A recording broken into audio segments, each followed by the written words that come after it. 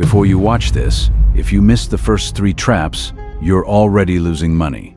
Go watch them after this, because what you're about to see gets worse. Much worse, because these next traps don't just steal your money, they destroy your future silently.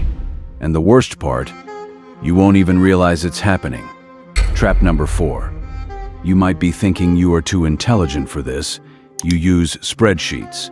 You track your spending, but the 4th trap is specifically designed to catch the meticulous. It is mental accounting.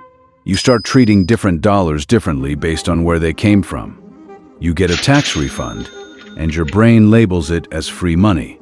A holiday bonus at work becomes fun money. But mathematics does not care about your labels. A dollar is a dollar. The $3,000 you blow on a spontaneous weekend because it was a bonus could have extinguished the high-interest credit card debt that is quietly suffocating your cash flow. You compartmentalize your wealth, creating a dangerous illusion of security in one account, while the hull of your financial ship is silently tearing open in another. Then the stakes get higher. You start investing. You buy a stock, and almost immediately it drops 20%. Logic dictates you reevaluate the fundamentals, but psychology demands you hold on. This is the 5th trap, the sunk cost fallacy. You cannot sell. Because the moment you click sell, you are forced to admit defeat.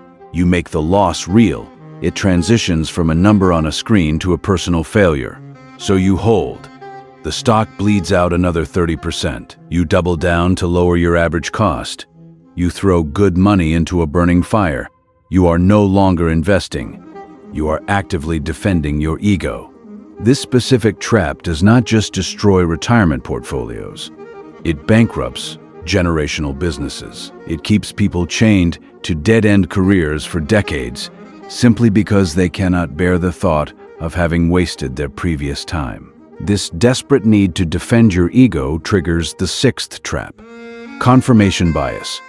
You desperately want to believe you made a brilliant financial maneuver, so your brain acts as a ruthless filter. You only seek out information that proves you were right all along. You pour your life savings into a highly speculative, obscure asset. You aggressively ignore the seasoned analyst's warning of an impending collapse. Instead, you retreat into a digital echo chamber. You find a forum of strangers cheering it on, hyping it to the moon. You convince yourself you are a visionary. You feel untouchable. Right up until the exact second the bubble violently bursts and half your net worth is vaporized in a single, quiet afternoon. When the dust settles, you retreat back to your normal life, vowing to be careful. But the retail world is waiting for you with the 7th trap, the anchoring effect. You walk into a department store, you see a jacket listed at $500. Your brain immediately rejects it. It is absurdly overpriced. But wait, there is a bold red tag covering the original price. It is on clearance for $200. Suddenly, your heart rate spikes. It feels like a massive victory. You buy it immediately. You walk to your car feeling like you outsmarted the system. But you did not save $300. You spent $200 on a piece of fabric you did not even want when you woke up this morning. That initial $500 price tag was a fiction, an anchor dropped into your subconscious to manipulate your perception of value. Trillions of dollars in the retail industry are generated using this exact psychological sleight of hand. But the manipulation runs deeper than shopping. The 8th trap attacks your core perception of reality, the illusion of control. You start believing you can time the global markets. You watch the frantic financial news networks. You stare at candlestick charts until your eyes burn. You convince yourself you see hidden patterns in the chaos. But the market is a massively complex, unpredictable ecosystem driven by the erratic emotions of millions of human beings and algorithms. It is fundamentally random, yet the human brain is terrified of randomness. It desperately forces a narrative onto the chaos to feel safe. So you trade constantly.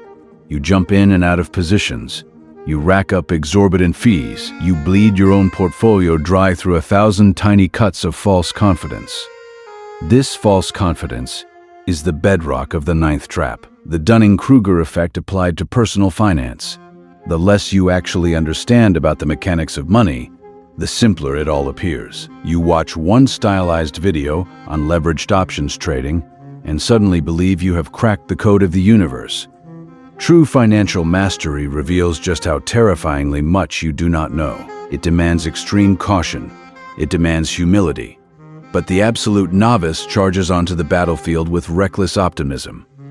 They risk capital they cannot afford to lose on complex derivatives they do not fundamentally comprehend. The global financial markets are not a casino. They are a ruthless wealth transfer mechanism.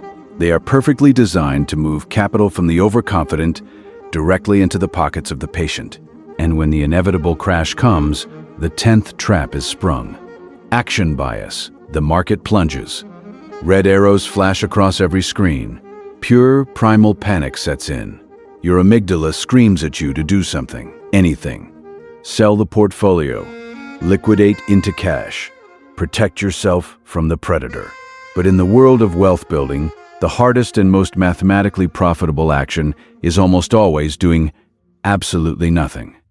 Action bias forces you to sell at the exact bottom of the crash. You take temporary paper volatility and lock it in as permanent, devastating, unrecoverable loss.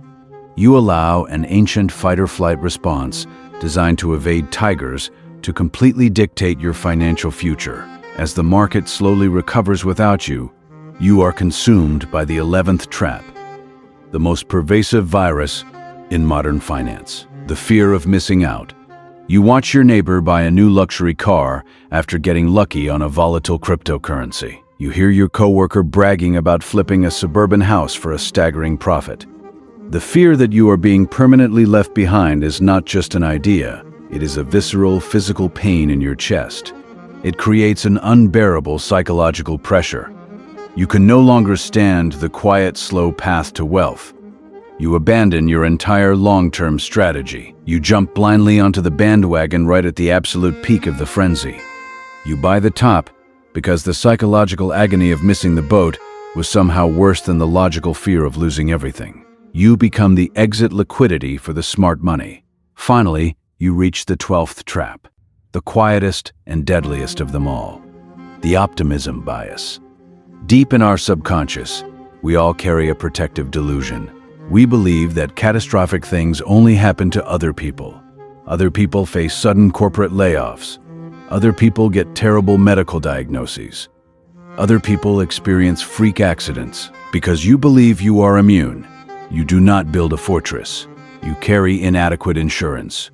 You save no emergency fund. You live your entire life on the razor's edge, utterly convinced that the wind will never blow hard enough to knock you off the wire. But the wind always blows. Life is brutally, terrifyingly indifferent to your optimism. When the crisis finally hits, there is no safety net. You are forced to take on suffocating, high-interest debt just to survive, spiraling downward into a dark hole that takes decades to climb out of. 12 traps. They are woven into the very DNA of human psychology. Falling into them does not mean you lack intelligence. It means you are human. The exact same instincts that kept our ancestors alive on the dangerous plains of the savannah are the exact same instincts that systematically bankrupt us in a complex modern economy.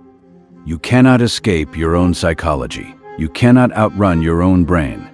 But you can observe it. You can drag these invisible traps into the light. You can build rigid systems to protect yourself from your own destructive nature. You can automate your investments so your present bias cannot touch them. You can curate your environment to kill the comparison trap before it breeds. You can accept the humbling truth that building lasting wealth is rarely about outsmarting the stock market. It is almost entirely about outsmarting the primitive wiring inside your own head. Wealth is not a flashy car. It is not a number glowing on a screen. Wealth is the absolute absence of financial anxiety. It is the silent, profound ability to wake up in the morning and completely own your time. But you will never own your time if you do not first master your mind.